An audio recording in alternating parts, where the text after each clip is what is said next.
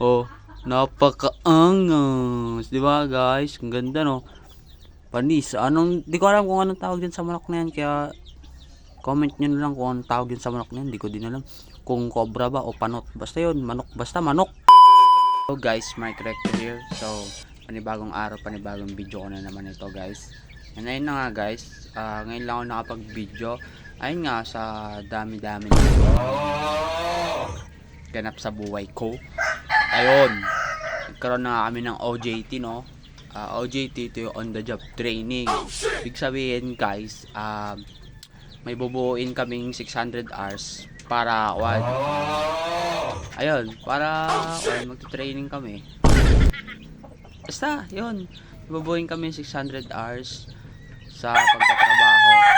Training lang yun guys ha. Ayun na, naghanap kami ng mga pwedeng pasukan na OJT. Pwedeng mag-OJT sa mga company. Ayun. Ewan ko ba? Ang gulo ko. Basta yun. Ayun na nga. Ngayon lang ako nakapag-video kasi nga ayun, OJT.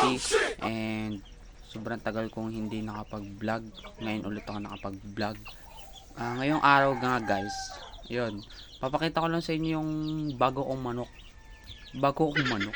Hindi pala manok ni papa ko kasi siya naman siya na ngayon yung nag-aalaga muna kasi nga ayun busy ako sa OJT.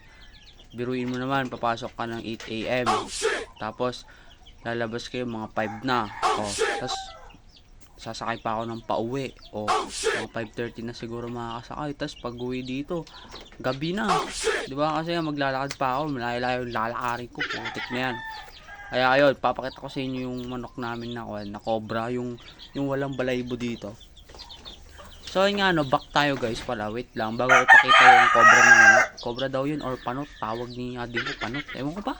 Basta yung walang balayibo dito, tapos meron lang dito yung balayibo, yun. Ayun na nga guys, back ulit tayo sa topic ko kanina na on the job training.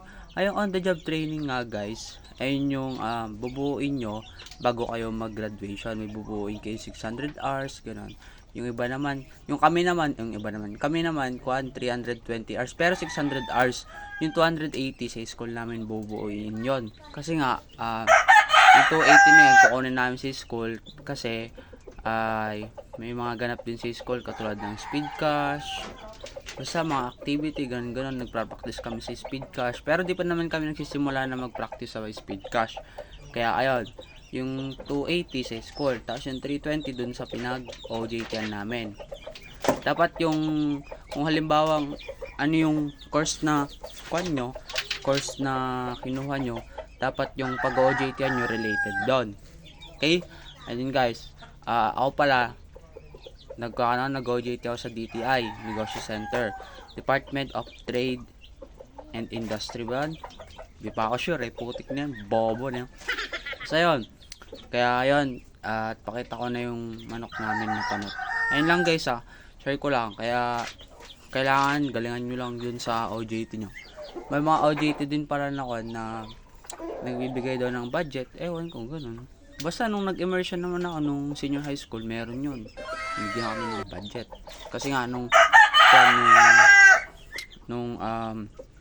senior high school ako guys, welding kinuha ko, SMAW, TBL yon, Shielded Metal Arc Welding ang tawag doon, yung SMAW, halimaw, ayun nga, yung tawag sa amin yun, ay tawag lang para sa akin yun. Ayun, basta yun, kaya yan, papakita ko na yung manok na cobra o manok na panot. Tignan nyo guys, mabibilib kayo dito guys. Ayun na mga alak yan, diba guys? Ayun na, parehas din, zoom ko ayun diba, kaparehas din cobra o manok. Ayun ko kung anong tawag yung cobra ba o panot na manok. Ano ko ba? Tignan nyo yung black na yan, tapos yung mga hindi niya kalahi, kanyan, ibang hindi niya itlog yung mga yan, nilagay lang dyan. Kasi may mga manok si papa na nangingitlog. Kaya yun, hindi na nililimliman, kaya pinalimlim na lang sa mga maglilimlim. Ayun, napisahan naman niya. Di ba, ang cute nila. Di ba, kapares yung panot yun, napakaangas. Di ba guys, ang ganda no. Panis.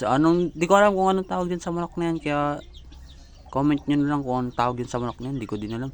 kung cobra ba o panot. Basta yun, manok, basta manok. So ayun na nga guys, no, napakita ko na sa inyo kung ano bang tawag doon. Di ko alam kung tawag doon, basta manok yun.